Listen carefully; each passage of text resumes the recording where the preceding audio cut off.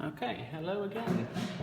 We're going to have a look at specific heat capacity. Now this is an equation you get on the equation sheet, but you do need to be able to use it. So E equals mc theta. Now E is energy, okay, measured in joules. M is mass, measured in kilograms. C is specific heat capacity, and that's measured in joules per kilogram degrees C. And then theta is change in temperature, which is measured in degrees C. Okay.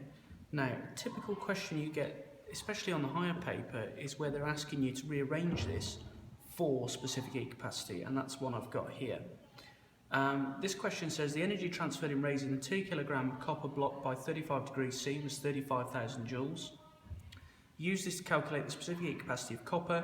Use the correct equation from the physics equation sheet. So at this point, you see that you've got mass, you see that you've got temperature change, you see that you've got energy.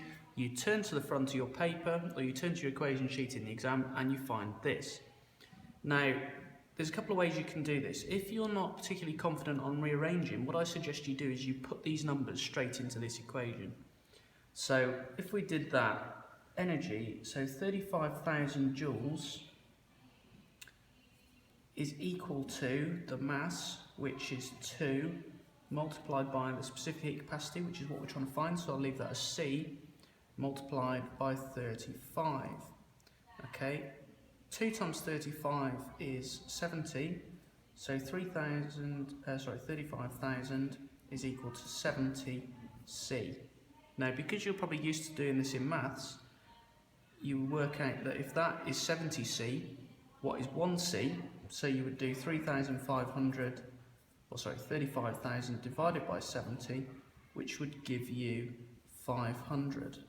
Okay, and remember the unit for this is joules per kilogram degrees C.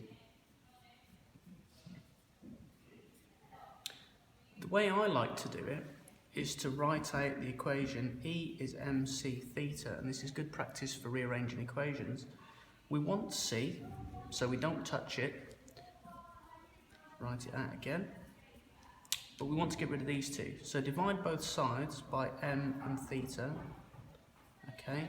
Anything divided by itself is 1, so these cancel out. We're then left with C is E over m theta. Put our numbers in, 35,000 divided by 2 times 35, okay, and we get the same thing, which would be 500. Now, the reason I like doing this is because it's easier to see what the units are. If I rewrite that as the units, so energy is joules, divided by mass, which is kilograms, multiplied by change in temperature, which is degrees C, you can see our unit pops out at joules per kilogram degrees C. Okay, thank you very much.